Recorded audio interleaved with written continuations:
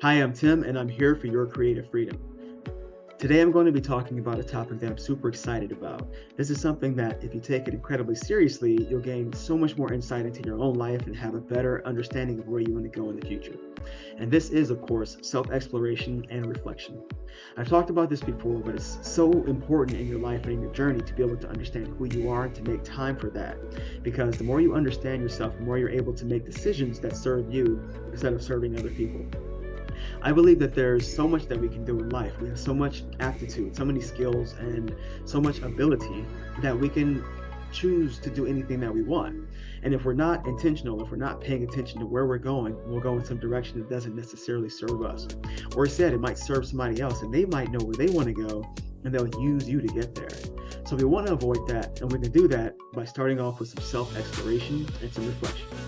So, I want to talk about some techniques and exercises that you can use for gaining more self-awareness and understanding about who you are, and understanding into your values, your strengths, and your interests.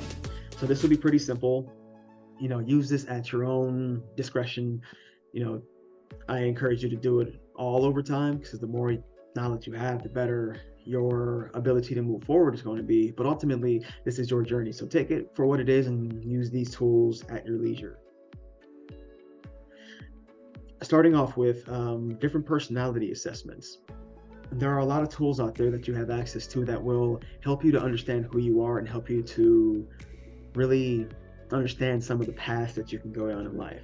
A lot of these tests, such as the MBTI, the Enneagram, the DISC, the Human Design, Strengths Finders, they'll really break down different aspects of yourself in different ways. And this is why I would encourage you to look at multiple of them, because they'll talk about things in different ways that the other ones don't and help you to gain more insight and consciousness and awareness of who you are and what your preferences are, why you act a certain way, why you tick a certain way, why you dislike certain things, and potentially different career paths that you can go down.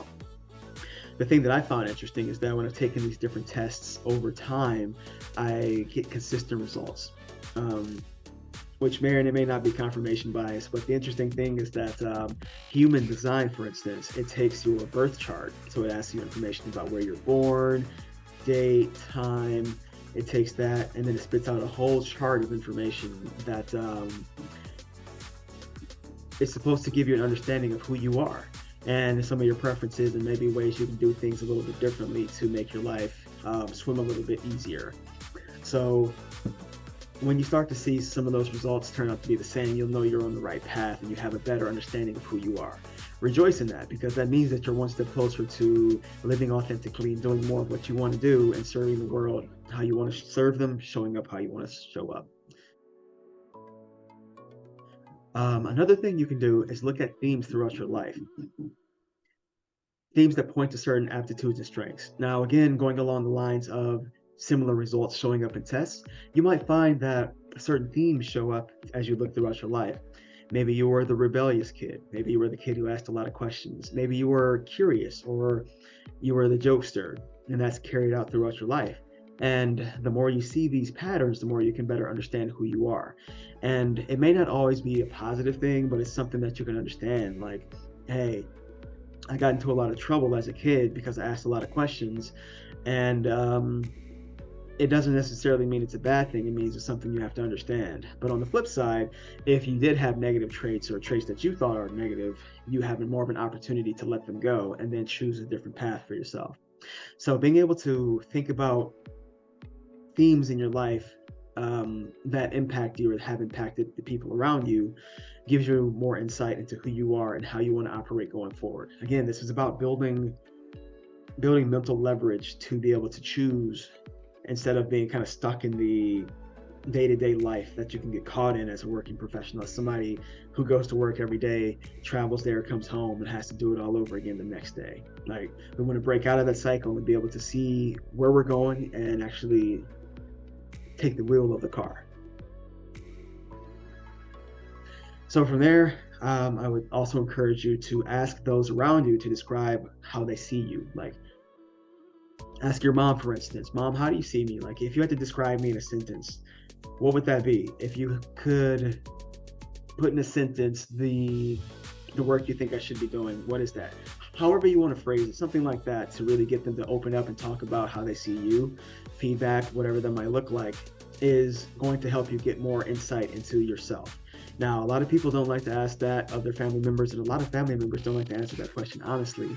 But the important thing is that you are open to the feedback and that you get them to feel comfortable sharing that information, because the more that they say, the more information you get.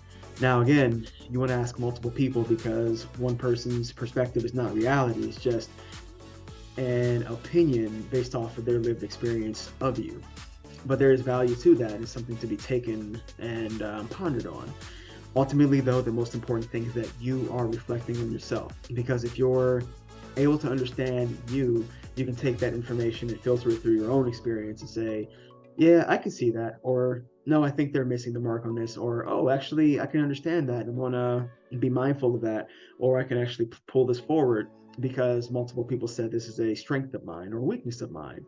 So there you have it, 3 ways to be thoughtful in your self-reflection: doing some type of tests that are readily available online, looking for themes through your own life as you reflect on yourself, and then asking the people around you, people who know you well, to reflect on you and reflect that back to you. I hope this has been helpful for you. Give a like or comment if you feel so inclined. Subscribe as well if you feel so inclined. I'd love to hear from you, and I'd love to see you in the next video. Once again, I've been Tim, and I'm here for your creative freedom.